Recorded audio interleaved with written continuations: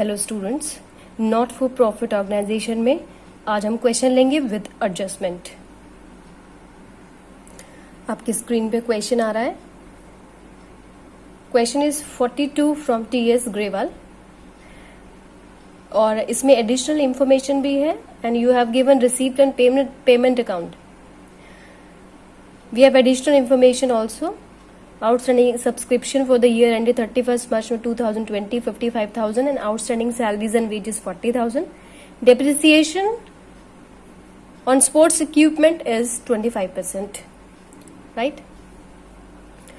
तो अब हमें इसमें क्या करना है, क्वेश्चन में हमें बनाना है prepare income and expenditure account of the club from the above particulars. तो सिंपल हम क्वेश्चन बनाना स्टार्ट करेंगे। इनकम एक्सपेंडिचर अकाउंट ही इसमें बनाना है और हमें नहीं बनाना balance sheet. Let's start the question now. This is the format of income expenditure account. Here will be all expenditure, all revenue expenditure and here will be all incomes, revenue incomes. तो starting से हम question देखते हैं। Question में सबसे पहले आपको given है बैलेंस ब्रॉट डाउन कैश। तो यहाँ पे जो हमारे एक्सपेंडिचर इनकम ही आते हैं, कैश ब्रॉट डाउन और कैश कैरी डाउन यहाँ नहीं आएगा because it is a part of balance sheet. ठीक है, बैलेंस शीट ओपनिंग और क्लोजिंग बैलेंस शीट में ही आएगा। ये क्लोजिंग बैलेंस और ओपनिंग बैलेंस शीट में ओपनिंग बैलेंस आएगा। तो यहाँ पे कैश आपका शो नहीं करेंगे। ठीक है, नेक्स्ट है क्वेश्चन में देखिए आप, सब्सक्रिप्शन आपको गिवन है। क्वेश्चन में सब्सक्रिप्शन गिवन है और सब्सक्रिप्शन एडिशनल इंफॉर्मेशन में सब्सक्रिप्शन की एडजस्टमेंट भी गिवन है, एडिशनल इंफॉर्मेशन। तो यहाँ पे सब्सक्रिप्शन जो हमें गिवन है, कहा है कि 18-19 में हमें 60,000 मिला है, 19-20 में 3,50,000 मिला है। और आउटस्टैंडिंग सब्सक्रिप्शन जो गिवन है वो है आपका 55,000 at the end of the current year. ठीक है, तो क्योंकि at the end of the current year outstanding subscription is related to the current year, तो सीधी सी बात है हमें इसे करंट ईयर के सब्सक्रिप्शन में ऐड करना पड़ेगा। ठीक है, और यहाँ पे लास्ट ईयर का जो सब्सक्रिप्शन हमें मिला है यहाँ पे हम उसे कंसिडर नहीं करेंगे। ठीक है, तो यहाँ पे आएगा, क्योंकि इनकम का पार्ट है सब्सक्रिप्शन, तो यहाँ पे आएगा हमारा सब्सक्रिप्शन यहाँ आएगा हमारा।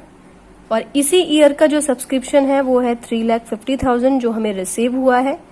इसमें हम ऐड करेंगे हमारा आउटस्टैंडिंग सब्सक्रिप्शन। ठीक है, और आउटस्टैंडिंग सब्सक्रिप्शन है हमारा 55,000। इसको हम इसमें ऐड कर देंगे जो कि हो जाएगा हमारा 4,05,000। ठीक है, नेक्स्ट एडजस्टमेंट, नेक्स्ट है हमारा डोनेशन। इसमें डोनेशन कोई भी एडजस्टमेंट नहीं है इससे रिलेटेड, तो हम ये सीधा ट्रांसफर करते चलते हैं आइटम को बाय डोनेशन।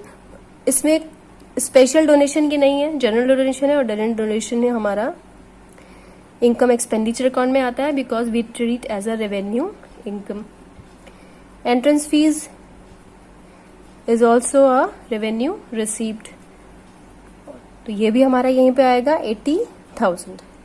ठीक है, अब आ जाओ आप सैलरीज पेमेंट्स पे आ जाओ। Salaries and wages, salary and wages से रिलेटेड आपको आउटस्टैंडिंग भी 40,000 गिवन है जो हमने पे नहीं करी है, लेकिन it is related to the current year, तो इसमें हमें ऐड करना पड़ेगा। इसका मतलब यह है कि हमने सैलरी वेजेस 1,60,000 तो पे कर दिया, लेकिन अभी भी बाकी है 40,000 जो हमने पे नहीं किया है, लेकिन ये इसी ईयर से रिलेटेड है, इसलिए हम इसको ऐड करेंगे। ठीक है, तो 2 सैलरीज एंड वेजेस, और सैलरीज एंड वेजेस है हमारा 1,60,000 और 1,60,000 में हम ऐड कर देंगे आउटस्टैंडिंग सैलरी। ठीक है, और आउटस्टैंडिंग सैलरी हमारी है 40,000, तो दिस विल कम 2 लाख। ये क्लियर है आप लोगों को। अब देखो नेक्स्ट आप ऑफिस एक्सपेंसेस से रिलेटेड कोई भी इंफॉर्मेशन गिवन नहीं है, तो यहां पे हम एक्सपेंसेस लिख देंगे 2 ऑफिस एक्सपेंसेस, और how much office expenses is 35,000। Sports equipment हमने परचेज किए हैं, तो ये स्पोर्ट्स इक्विपमेंट रेवेन्यू एक्सपेंडिचर में नहीं आता, क्योंकि लॉन्ग टर्म के लिए ये स्पोर्ट्स इक्विपमेंट खरीदे जाते हैं। यहाँ पे हम इसको शो, तो क्योंकि ये एसेट है इसलिए ये आपका बैलेंस शीट में जाएगा, लेकिन इससे रिलेटेड डेप्रिसिएशन तो हमें इनकम एक्सपेंडिचर में ही लगाना पड़ेगा, क्योंकि साल में एक बार डेप्रिसिएशन लगता है एसेट्स पे, है ना। तो यहाँ पे ये कह रहा है कि depreciation should be 25% and 25% on 3,40,000, इसको जो हमने खरीदा है। अब यहाँ पे जो आपको बात नोटिस करनी है डेप्रिसिएशन की, वो ये कि यहाँ पे स्पोर्ट्स एंड इक्विपमेंट की कोई डेट गिवन नहीं है कि हमने साल में कब खरीदा, तो हम यही मान के चलेंगे कि ये स्टार्टिंग में खरीदा है, यानी कि 12 मंथ्स का यहाँ पे हम डेप्रिसिएशन लगाएंगे। ठीक है, तो डेप्रिसिएशन यहाँ पे 12 मंथ्स का ही लगेगा 3,40,000 पे। अगर यहाँ डेट गिवन कोई होती तो उसके हिसाब से हम 6 महीने या 3 महीने या फिर जो भी डेट गिवन है कि उसके अकॉर्डिंग हम निकाल लेते महीने और उसके हिसाब से फिर हम डेप्रिसिएशन लगा देते। लेकिन यहाँ पे कोई डेट गिवन नहीं है, इसलिए हम ये मान के चलेंगे कि यहाँ पे पूरे 12 महीने का ही डेप्रिसिएशन लगा है। तो 3,40,000 का 25% हम निकालेंगे तो इट विल कम 85,000। ठीक है, और कोई एडजस्टमेंट हमें गिवन है? देखो एडजस्टमेंट अब हमारी सारी तीनों एडजस्टमेंट हमारी हो गई है, सैलरीज की, सब्सक्रिप्शन और स्पोर्ट्स इक्विपमेंट की। अब जितने भी एक्सपेंसेस हैं, अगर रेवेन्यू एक्सपेंडिचर है तो आपका इनकम एक्सपेंडिचर में ही आएगा। टेलीफोन चार्जेस, तो 2 टेलीफोन चार्जेस आएगा यहाँ पे, जो कि है हमारा 24,000। कोई भी एडजस्टमेंट गिवन नहीं है। और यहाँ पे आएगा हमारा इलेक्ट्रिसिटी चार्जेस, और इलेक्ट्रिसिटी है हमारा 32,000। ट्रैवलिंग एक्सपेंसेस भी रेवेन्यू एक्सपेंसेस है, इसलिए ट्रैवलिंग एक्सपेंसेस भी आपका यहीं पे आएगा 65,000। ठीक है, अब सारे आइटम फिनिश हो गए हैं, तो हम क्या करेंगे, ये साइड और ये साइड दोनों साइड प्लस करेंगे। जो ज्यादा होगी, अगर ये ज्यादा है तो मेरा सरप्लस है, अगर ये एक्सपेंसेस ज्यादा है तो सीधी सी बात है मेरा डेफिसिट होगा।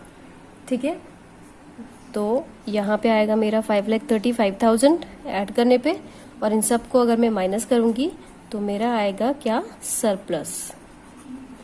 ठीक है, और सरप्लस मेरा आ रहा है यहाँ पे 94,000। क्या करना है आपको इसमें निकालने के लिए, 5,35,000 में से सारे आइटम ये माइनस कर देने हैं, तभी आपका यहाँ पे टोटल टैली हो जाएगा 5,35,000 और 5,35,000। This is the simple question of income expenditure. So this is the simple question जिसमें सिर्फ आपको इनकम एक्सपेंडिचर अकाउंट ही बनाना था, बैलेंस शीट बनानी नहीं थी इसमें आपको। अगर बैलेंस शीट बनाने के लिए अगर होती तो उस केस में ये सरप्लस कैपिटल फंड में ऐड हो जाता है, जिसको हम बैलेंस शीट में शो करेंगे। नेक्स्ट क्लास में एक फुल क्वेश्चन लेंगे जिसमें बैलेंस शीट भी आपको बनानी होगी। इससे रिलेटेड क्वेश्चन कीजिए, आप प्रैक्टिस कीजिए। Thank you very much.